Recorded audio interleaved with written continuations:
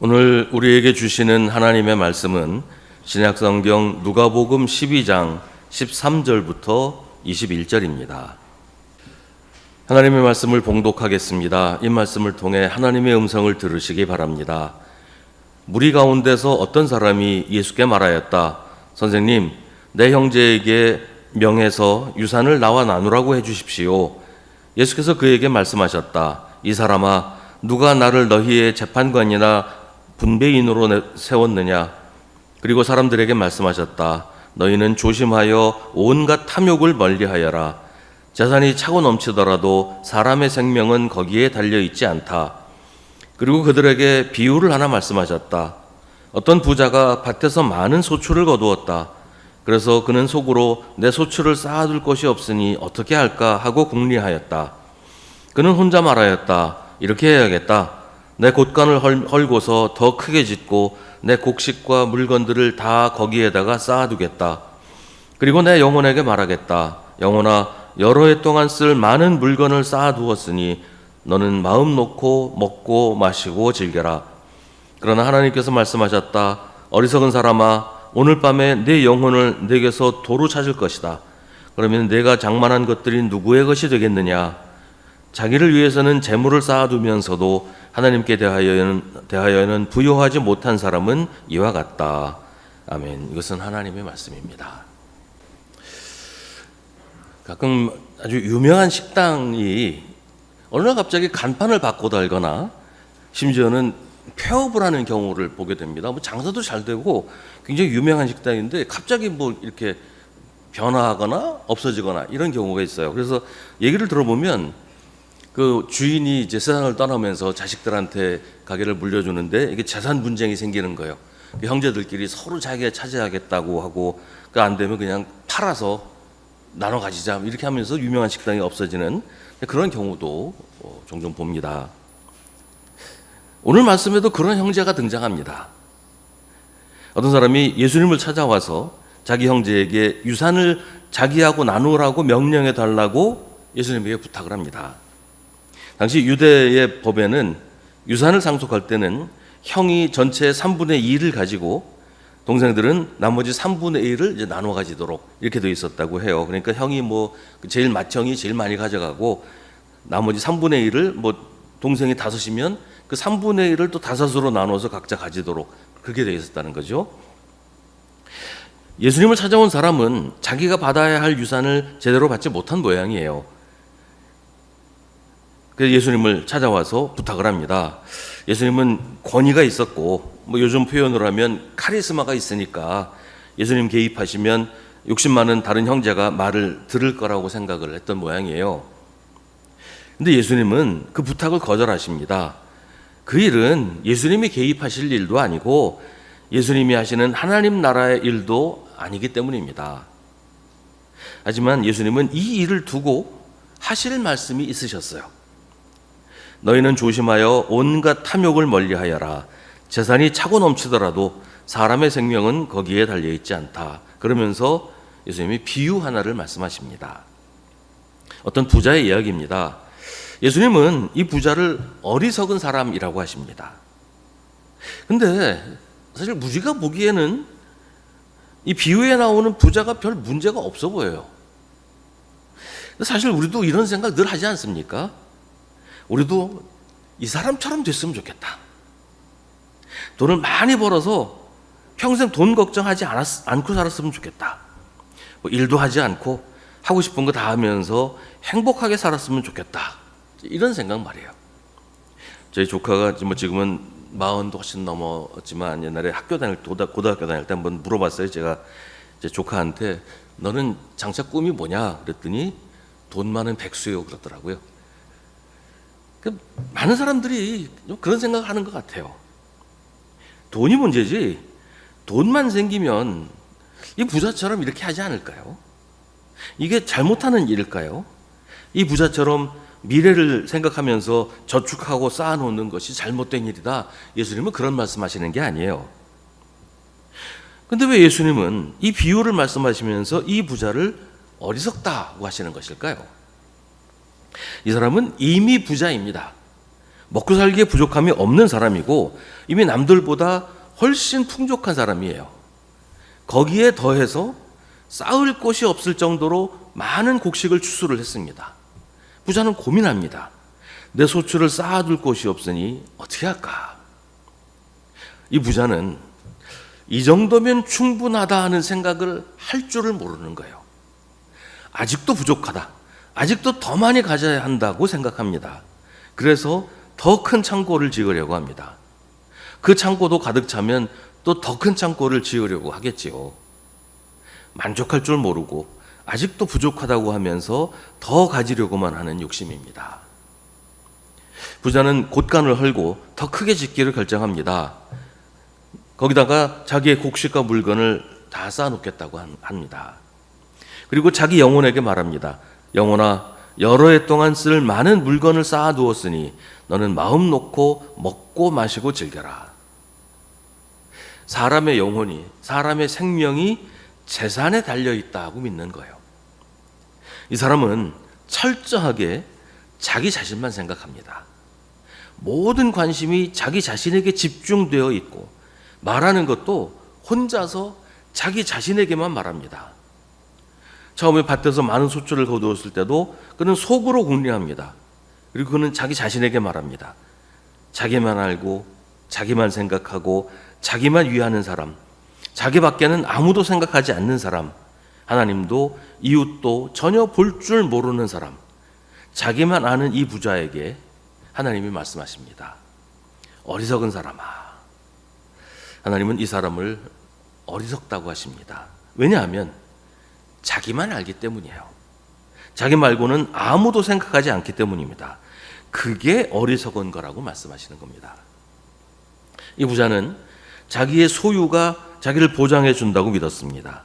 자기의 재산이 자기의 미래, 자기의 생명을 지켜줄 거라고 믿었습니다. 그래서 스스로에게 말합니다. 영혼아, 여러 해 동안 쓸 많은 물건을 쌓아두었으니 너는 마음 놓고 먹고 마시고 즐겨라. 재산만 있으면 걱정할 게 없다는 그런 얘기잖아요. 미래를 위해서 지금 무언가를 저축하는 것은 잘못이 아니에요. 근데 자기만을 위해서 사는 것은 잘못입니다. 우리는 항상 균형을 생각해야 됩니다. 하나님께 영광을 돌리는 일, 이웃을 보살피는 일, 가난하고 소외된 사람들에게 필요한 것을 제공하는 일, 살아남기 위한 기본적인 조건도 갖추지 못하며 사는 사람들을 돕는 일을 균형 있게 해야 됩니다. 하지만 이 부자 농부는 균형을 현저하게 잃어버렸어요. 그는 오직 자기만 생각합니다. 그에게 하나님께서 말씀하십니다. 오늘 밤에 네 영혼을 내게서 도로 찾을 것이다. 여기서 영혼은 생명을 말하는 것이고 영혼을 도로 찾아간다는 말은 그 영혼이 하나님의 것이라는 말이에요. 영혼을 너한테서 뺏어간다 하지 않고 도로 찾아간다. 그러니까 원래 소유가 하나님이다 그런 뜻이죠. 이 사람은 자기 영혼이 자기 거라고 생각했어요. 근데 하나님은 그 영혼이 그 사람의 것이 아니라 하나님의 것이라고 하십니다. 그래서 하나님 마음대로 도로 찾아가신다고 하는 겁니다. 이 사람이 뭘 잘못했기 때문에 하나님께서 그를 심판하셔서 죽이신다는 게 아니에요. 이 사람이 뭐 창고를 크게 지어서 재물을 거기 쌓아놓는 거 이거 죽을 죄를 지었다 이게 아니에요. 이 사람이 지은 죄 때문에 하나님이 그를 죽이신다고 성경은 말하지 않습니다. 이 사람은 모든 것이 자기 거라고 생각했어요. 주소한 곡식도 이미 가지고 있는 재산도 자기 생명도 자기의 미래도 다 자기 거라고 자기 소유라고 믿었습니다. 하지만 예수님은 그 모든 것이 하나님의 것이라고 하십니다. 하나님이 이 사람의 생명을 도로 가져가겠다고 하시는 것은 이 사람이 무슨 많은 죄를 지어서 벌 주시는 게 아니고 하나님의 소유인 생명을 하나님께서 하나님의 뜻대로 회수하시겠다고 하는 거예요. 이 사람이 자기 재물을 자기 마음대로 하려고 하는 것처럼 하나님도 하나님의 소유인 이 사람의 영혼을 하나님 마음대로 하시겠다는 거예요. 모든 생명은 하나님의 것입니다. 살고 죽는 것은 모두 하나님의 권한입니다. 아무도 이의를 제기할 수 없는 하나님의 고유 권한이고 하나님의 독자적인 결정이에요. 우리의 생명이 하나님의 것이라는 사실을 우리가 늘 기억해야 됩니다. 우리가 태어날 때 시간을 정하고 어느 집에서 태어날지 정하고 태어날 때 자기 뜻대로 태어난 사람 아무도 없잖아요. 죽음도 마찬가지예요. 죽음도 하나님께서 우리의 생명을 가져가시지 않으면 죽지 않습니다. 하나님이 우리 생명 가져가시면 우리가 생각하기에는 아무 때나 죽을 수 있어요. 모든 생명은 하나님의 것입니다. 그렇게 하나님이 생명을 회수하시면 그 많은 재산이 어떻게 되겠어요? 아무리 재산이 많아도 자기의 생명 하나 지켜주지 못하는데 마치 그게 전부인 것처럼 자기 인생을 재산에 다 걸어버리는 사람을 예수님이 어리석다고 하시는 겁니다. 예수님은 이 비유를 맺으시면서 이 사람이 자기를 위해서는 재물을 쌓아두면서도 하나님께 대하여는 부요하지 못하다고 하십니다. 이 사람은 자기를 위해서는 재물을 쌓아두었어요. 그 자체가 잘못은 아니에요. 문제는 자기만을 위해서 그렇게 했다는 겁니다. 이 사람은 자기 말고 다른 것을 아예 보려고 하지 않았어요. 자기 말고 다른 아무것도 없다고 생각했어요. 오직 자기만 있다고 생각한 겁니다. 그래서 아무것도 볼 수 없었어요. 예수님의 비유 가운데 부자와 거지 나사로의 비유가 있지요. 거기 등장하는 부자가 그랬습니다. 그 부자가 무슨 큰 죄를 지었다고 성경은 말하지 않아요. 근데 그 사람은 자기 말고 아무것도 보지 않았어요. 자기 문 앞에서 고통스러워하는 나사로를 이 부자는 보지 못했습니다. 보려고 하지 않았기 때문에 그가 보이지 않은 거예요. 그게 그 부자의 문제였습니다. 오늘 이 부자도 마찬가지입니다. 이 사람은 계속 자기와 이야기합니다. 자기 말고 다른 건 보이지 않아요. 하나님도 이웃도 그의 눈에는 들어오지 않습니다. 관심이 없기 때문입니다. 그래서 이 부자는 내 소출을 쌓아둘 곳이 없으니 어떻게 할까 하고 혼자 궁리합니다. 어떻게 써야 할지 모르겠으니 그냥 나를 위해 써야겠다 하고 혼자 결정합니다. 그런데 자기 말고 다른 아무에게도 관심이 없었던 거예요.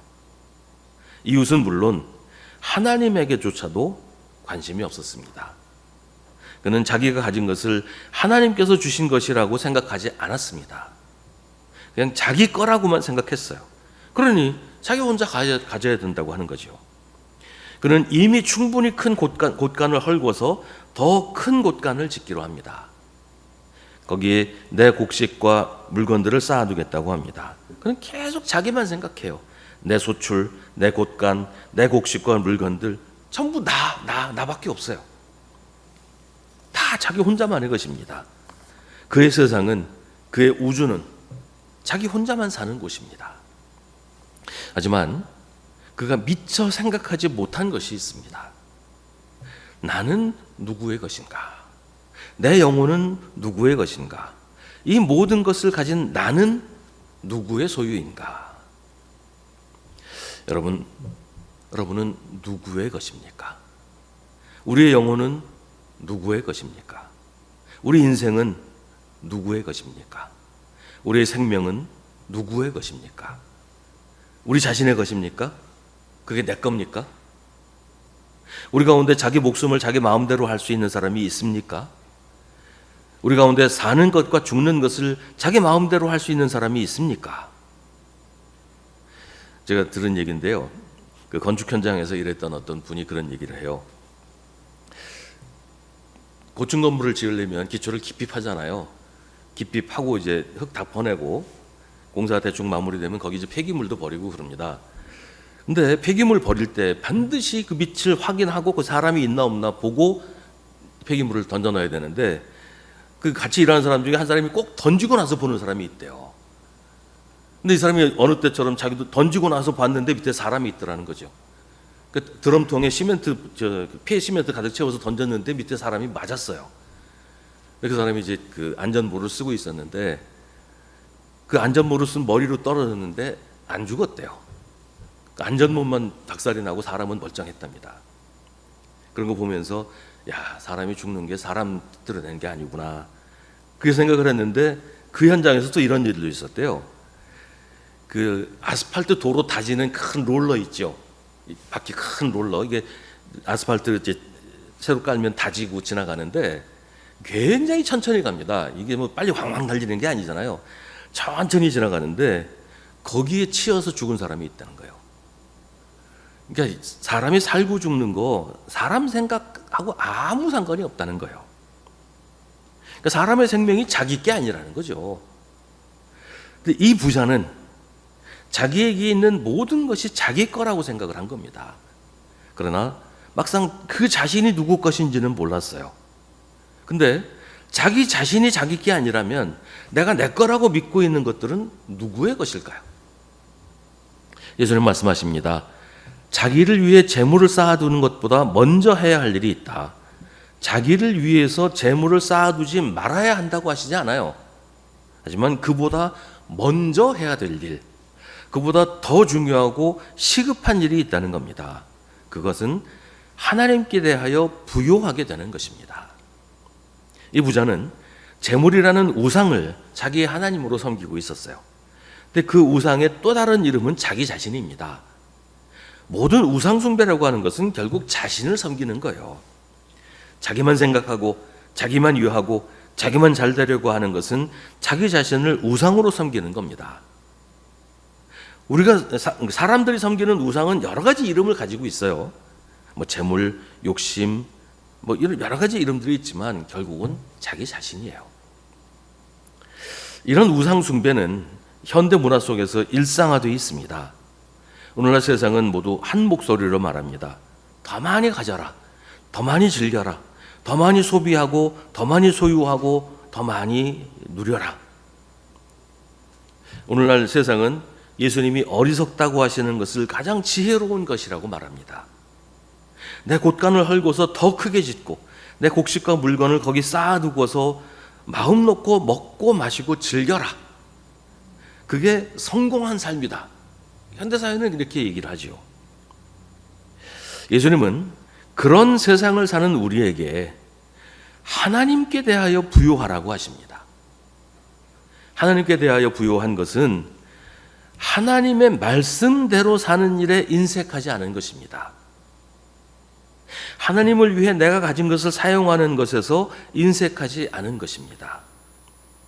하나님을 위해서 나의 시간을 사용하는 것을 아까워하지 않는 것이 하나님께 대하여 부요한 것입니다. 주일에 1시간 교회 나와서 예배드리는 이 시간도 아까워하는 것은 하나님께 대해서 인색한 것입니다. 하나님의 말씀을 읽고 하나님께 기도하는 시간을 아까워하는 것이 하나님께 인색한 것입니다. 사람들에게 예수 그리스도를 전하는 것, 사람들을 환대하는 것, 하나님이 기뻐하시는 일을 하는 것을 낭비라고 생각하는 것이 하나님께 대하여 부요하지 않은 것입니다. 하나님께 대하여 부요한 것은 선한 사마리아 사람이 한 것처럼 내가 가진 것을 하나님의 뜻대로 사용하는 것이에요. 하나님께 대하여 부요한 것은 마리아처럼 만사 제쳐놓고 예수님에게 집중하는 것입니다. 하나님께 대하여 부요한 것은 하나님께서 우리에게 일용할 양식을 주신다는 것을 믿는 것입니다. 하나님께 대하여 부요한 것은 자신의 소유를 팔아 가난한 사람들에게 주어서 이 땅이 아니라 하늘의 재물을 쌓는 것입니다. 그것이 하나님께 대하여 부요한 것입니다. 하나님께 대하여 부요한 것은 내가 나의 것이 아니라는 사실을 인정하고 하나님께 나의 삶을 맡기는 것입니다.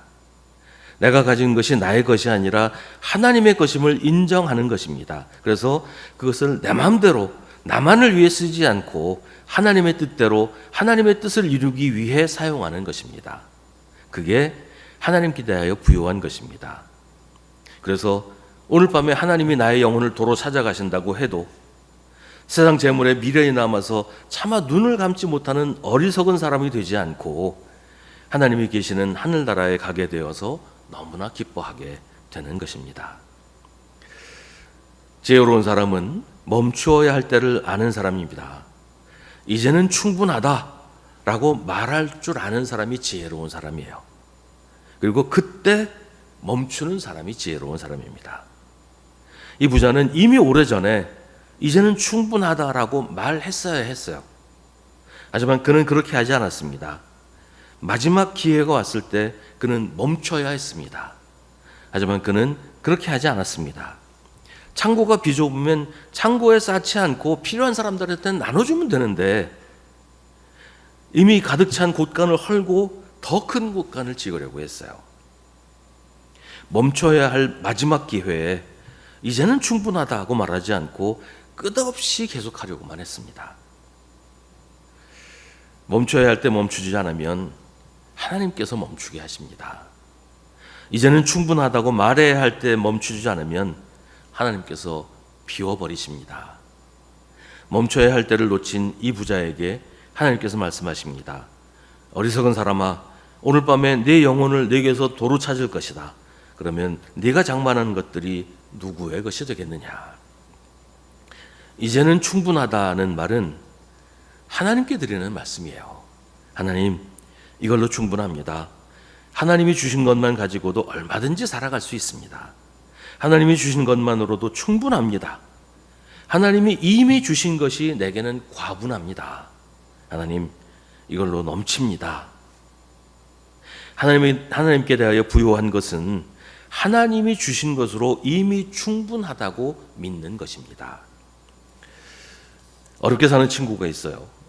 올 때마다 안쓰러워서 큰 도움은 주지 못해도 이런저런 핑계로 조금씩 돈도 주고 밥도 사고 그런 친구가 있어요. 하루는 그 친구가 자기가 밥을 사겠다는 거예요. 네가 무슨 돈이 있냐? 그러니까 그래도 내가 살 거야 하면서 그 친구가 하는 말이, 나 오늘 돈 있어. 나 부자야. 그러면서 그동안 신세지고 고마워서 그러니까 오늘은 자기가 밥을 사겠다고 고집을 부립니다. 어디서 돈이 좀 생긴 모양이지요. 하나님께 부요하다는 것, 이게 이런 게 아닐까요? 우리가 늘 하나님께 신세를 지고 살지요. 하나님의 은혜와 하나님의 자비와 하나님의 용서와 하나님의 사랑 아니면 우리가 온전히 살 수나 있겠습니까? 그래서 늘 고마운 마음과 미안한 마음이 우리에게 있잖아요. 그러다가 한 번쯤은 하나님, 오늘 나 부자예요. 하나님께 뭐라도 해드리고 싶어요. 그래서 하나님께 해드리는 마음으로 교회에 헌금을 하거나 어려운 이웃을 돕거나 아무튼 하나님이 기뻐하실 일을 찾아서 하는 것, 그게 하나님께 부요한 것이다라는 거예요. 하나님이 주신 것으로 이미 충분하다고 믿는 것, 늘 감사하고 늘 염치 없지만 하나님의 도우심으로 사는 것을 기뻐하고 만족하는 것, 그게 하나님께 대하여 부요한 것입니다. 오늘 이 부자의 비유에서 예수님은 하나님께 부요한 사람이 되라고 하십니다. 이 부자는 자기만 생각하느라고 하나님께 부요하지 못했을 뿐 아니라 하나님을 생각조차 하지 않았어요. 생명의 주인이신 하나님을 잊어버렸습니다. 그래서 이 부자는 어리석은 사람입니다. 우리는 하나님께 부요한 사람일까요? 어리석은 부자가 자기의 풍부한 재산 때문에 기뻐했던 것처럼 우리가 하나님 때문에 기뻐합니까? 하나님 때문에 행복하고 하나님의 은혜에 만족합니까? 어리석은 부자가 곳간을 허물고 더 크게 지으려고 한 것은 하나님을 믿지 못했기 때문이에요. 하나님이 나에게 일용할 양식을 주신다는 사실을 믿지 못했기 때문에 내 스스로 나를 지키려고 한 것입니다. 혹시 그게 지금 우리의 모습은 아닐까요? 우리는 정말로 하나님께서 나를 살리신다고 믿습니까? 하나님을 믿지 못해서 나 스스로 나를 지키려고 내 힘으로 살려고 하지는 않습니까? 하나님께 해야 할 일을 그냥 나에게만 하고 그걸로 다 됐다고 생각하고 있지는 않습니까? 하나님께 드려야 할 말씀을 내 영혼에게 하고 있지는 않습니까? 하나님께 부요한 사람이 되는 게 그렇게 대단히 힘든 일은 아니에요. 전 재산을 다 바쳐야 되는 것도 아니고 나를 위해서는 아무것도 하지 말아야 하는 것도 아니에요. 하나님은 우리에게 좋은 것을 넘치도록 베풀어 주십니다. 내가 지금까지 누구 덕으로 살아왔는지 한번 가만히 생각해 보세요. 지금까지 내가 산 게 내 힘으로 살았습니까? 지금 내가 여기 있는 이 자리가 순전히 나 혼자 힘으로 온 겁니까? 하나님 아니었으면 우리가 어떻게 여기까지 올 수나 있었겠어요? 지금까지 인도하신 하나님이 나에게 선물로 주신 것을 움켜쥐고서 이거 아니면 죽는다, 이거 죽어도 놓치지 말자, 그러지 말고 손을 펴서 필요한 사람들과 함께 나누는 것, 그게 하나님께 부요한 사람이 되는 겁니다. 언제나 나를 사랑하시고 나에게 필요한 것을 풍성하게 채워주시는 하나님, 나의 생명의 주인이신 하나님께 감사하면서 살라고 예수님이 우리에게 당부하십니다. 세상에서 어리석은 부자로 살지 말고 하나님 주신 것으로 만족하고 기뻐하는 하나님 나라의 부자로 살라고 하십니다. 나에게 생명을 주시고 나의 인생을 지켜주신 하나님께 감사하는 하나님의 자녀로 살라고 하십니다. 기도하겠습니다. 하나님, 실제로는 부요하면서도 저희는 늘 저희가 가난하고 부족하다고 생각합니다. 저희의 끝없는 욕심 때문입니다. 주님, 어리석은 저희를 불쌍히 여겨 주옵소서. 어리석은 부자와 너무도 닮아 있는 저희를 용서하시고 저희의 마음과 생각을 새롭게 하여 주옵소서. 주님 주시는 것으로 만족할 줄 알게 하시고 주님만 믿고 의지하고 늘 감사하며 기쁘게 살도록 인도하여 주옵소서. 혼자 움켜쥐려고 하지 말고 손을 펴서 나누고 베풀며 살게 하옵소서. 예수님의 이름으로 기도합니다. 아멘. 우리 구주 예수 그리스도의 은혜와 하나님 아버지의 사랑과 성령의 사귐이 주님을 예배하는 사랑하는 주님의 자녀들에게 언제나 언제까지나 함께 하시기를 간절히 축원하옵나이다. 아멘.